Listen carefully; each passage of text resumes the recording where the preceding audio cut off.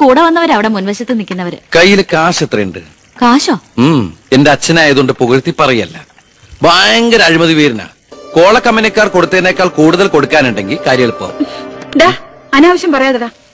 മോളുടെ കാര്യം ഞാൻ പോയി ഇവന്റെ അച്ഛനോട് പറഞ്ഞിട്ട് വരാം. ശരി.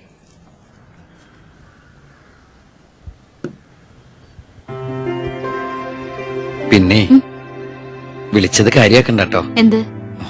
പെങ്ങളേന്ന്. ഓ അതിനെന്താ, അങ്ങനെ കണ്ടോളൂ. അയ്യോ അങ്ങനെ കാണാൻ പറ്റില്ല. എനിക്ക് ഇപ്പൊ തന്നെ 3 പെങ്ങന്മാരുണ്ട്. ഇനി ഒരെണ്ണം കൂടി താങ്ങാനുള്ളൊരു കപ്പാസിറ്റി എനിക്കില്ല. അതുകൊണ്ട് തനിക്ക് തന്റെ പഴയ സ്റ്റാൻഡ് തന്നെ മതി. പഴയ സ്റ്റാൻഡോ? കുട്ടിക്കാലത്ത് ഞാനൊരു ലവ് ലെറ്ററിയും ഒരു കത്തി ഞാൻ തന്നില്ലേ.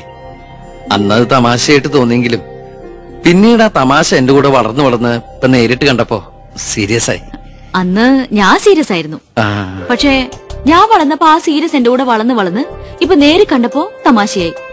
അതെന്താ? എനിക്ക് ബുദ്ധി വെച്ചതാ. ഏയ് വെറുതെ ഒന്ന് പോടുന്നേ. മോളെ, ഞാനവന്റെ അച്ഛനോട് പറഞ്ഞിട്ടുണ്ട്, അങ്ങോട്ട് ചെല്ലും. കാത്തിരിക്കും അവിടെ. ശരി.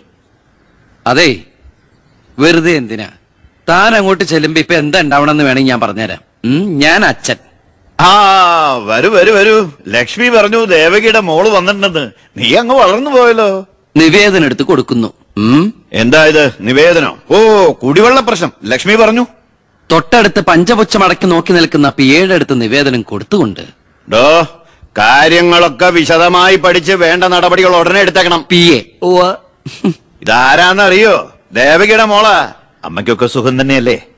എങ്കിൽ ഞാൻ ഇറങ്ങട്ടെ. 10 മുമ്പ് തിരുവനന്തപുരത്ത് എത്തണം. തൊട്ടുപിറകെ പോകുന്ന പിയെ നിവേദനം ചുരുട്ടിക്കൂട്ടുന്നു. എന്തിനാ അച്ഛൻ ഇങ്ങനെ കളിയാക്കണേ? നന്നല്ല കേട്ടോ. എന്നാ വേഗം ചെല്ല് ചെല്ല്.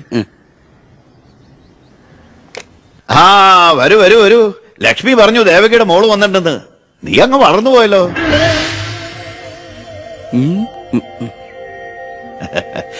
എന്താ ഇത് നിവേദനം?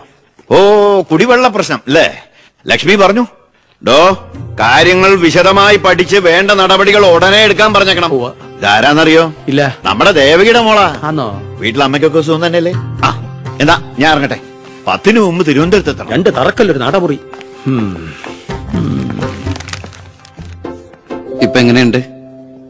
മന്ത്രിയുടെ വഴിക്കൊന്നും കാര്യങ്ങൾ നടക്കില്ല, നടത്തില്ല.